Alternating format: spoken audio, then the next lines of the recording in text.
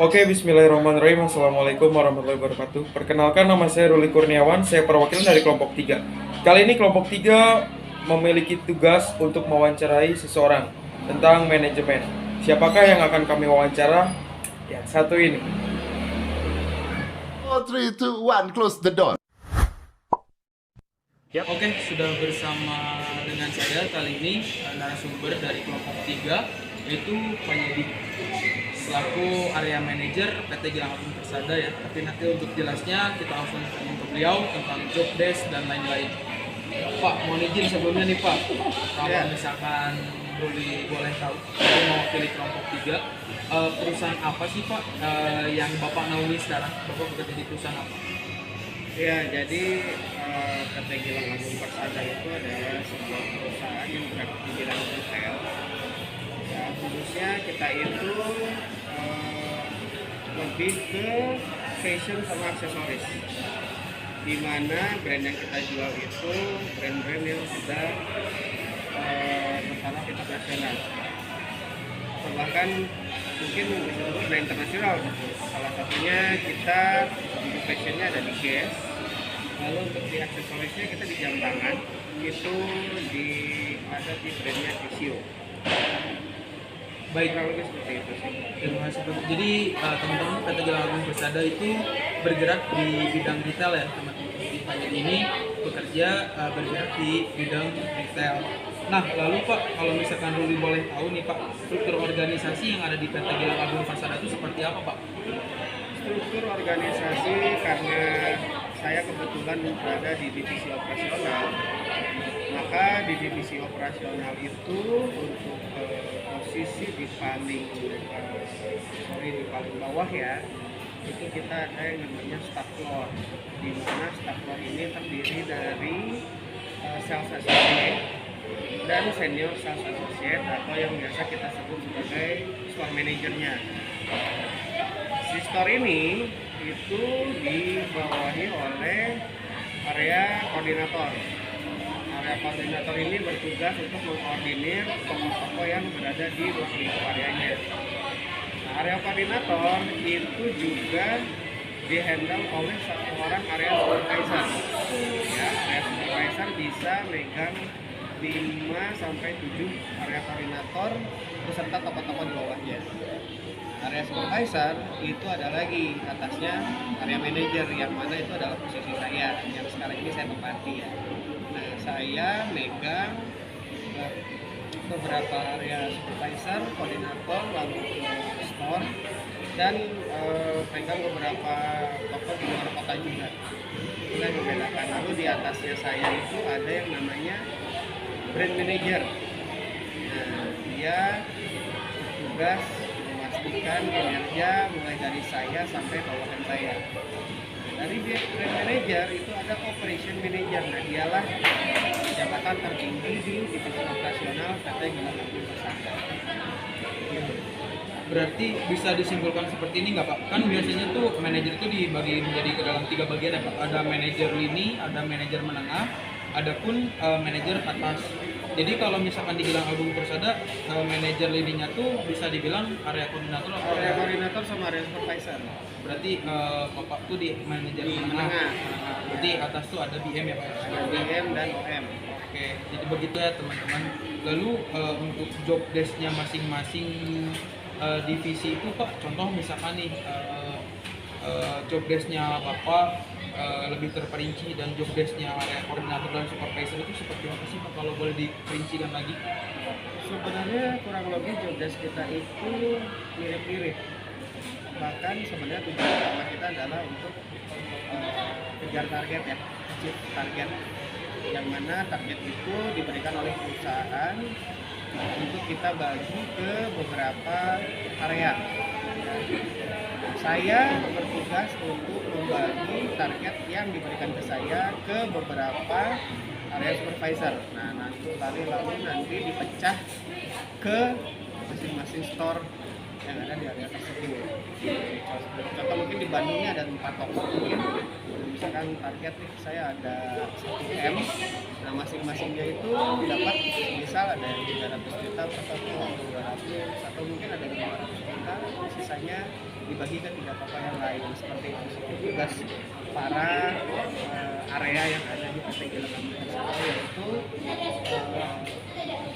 memberi target ke masing-masing bagian bawahannya. Nah Pak, ngomong-ngomong di dunia retail nih Pak, pasti kita tuh ya betul kata Bapak tadi sampaikan, kejar target ya, penjualan, jualan. Nah, strategi promosi yang Bapak pakai gitu Pak di area Bapak itu seperti apa Pak, strategi promosi? Kalau strategi promosi, karena sebagian besar toko kita itu berada di mall-mall yang terkenal di kota besar di Indonesia, maka kita memang memanfaatkan fasilitas promosi yang ada di mall tersebut. Selain itu juga kita aktif di medsos dan kita juga mewajibkan seluruh staf karyawan kita untuk aktif juga ya follow up database customer-nya. Begitu. Tujuannya untuk apa? Ya untuk lebih membuat brand kita eksis lagi di masing-masing kota itu, karena tiap-tiap kota kan biasanya berbeda. Jadi bisa kita simpulkan juga teman-teman di PT Gilang Agung Persada ini di arahnya Pak Yudi itu pull dan push strateginya betul-betul dipakai dua-duanya.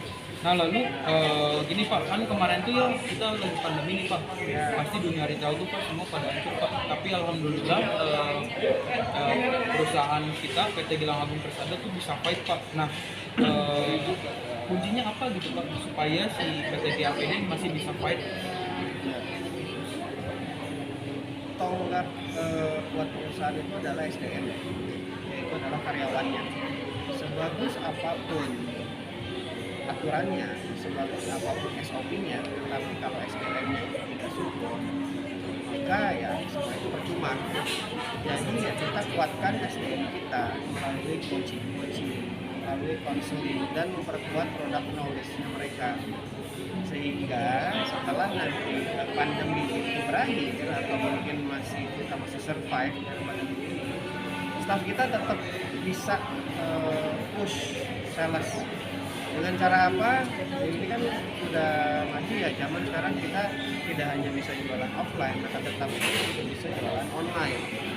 Di situ kita menerima apa yang namanya delivery order. Ya, di situ nanti kita cantumkan nomor WhatsApp yang bisa dihubungi order, lalu customer tinggal pilih dalam katalog yang sudah kita berikan mau beli jam yang mana. Lalu juga staf kita juga aktif memberikan pengetahuan terkait keunggulan produk-produk tersebut by WhatsApp, mungkin by phone kalau customernya tidak keberatan, Mas ini bagaimana, fiturnya apa saja. Itu dengan senantiasa staf kita bisa bantu jelaskan. Maka walaupun pembeliannya secara online tanpa tatap muka, tanpa kita install, akan tetapi customer bisa tetap diberikan kepuasan secara pelayanan, diberikan juga pemahaman kelebihan produk tersebut, sehingga customer itu menjadi loyal ke kita. Nah, jadi gitu ya teman-teman. Nah, terus ini Pak, waktu kemarin di masa pandemi nih, banyak area-area luar kota tuh yang ada pengurangan karyawan. Tetapi kenapa di area Bapak sendiri hampir tidak ada yang namanya pengurangan karyawan Pak? Strategi yang dilakukan untuk Bapak itu seperti apa?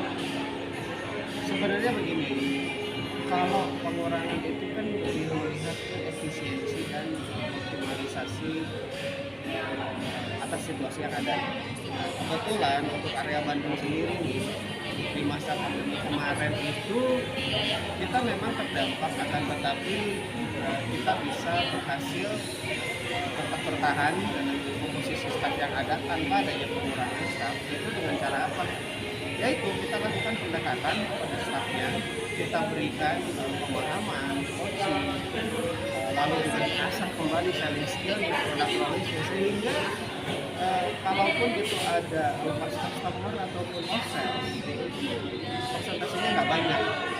Jadi dengan staff yang ada itu juga masih bisa menutupi, dengan sales yang ada masih bisa menutupi biaya-biaya yang harus dikeluarkan oleh perusahaan.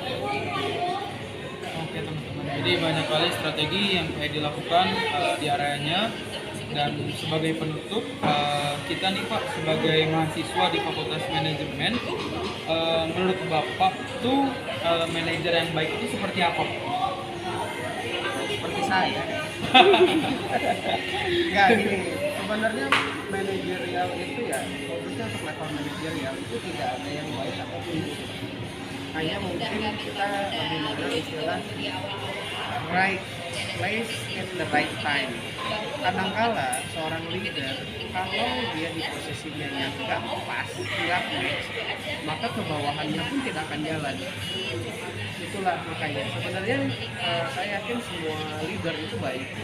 Cuma memang kalau misalkan ditanya, tanya apa maksudnya? Motivasi Pak.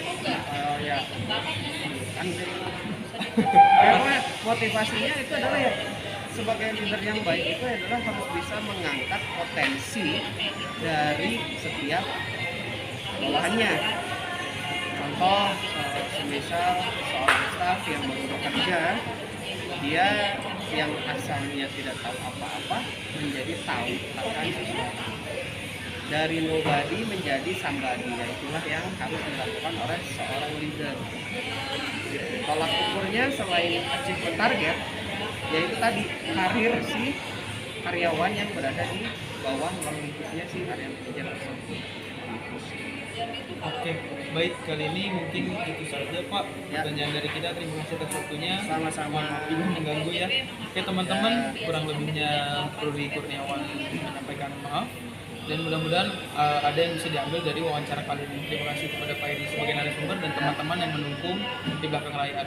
See you. 4, 3, 2, 1, close the door.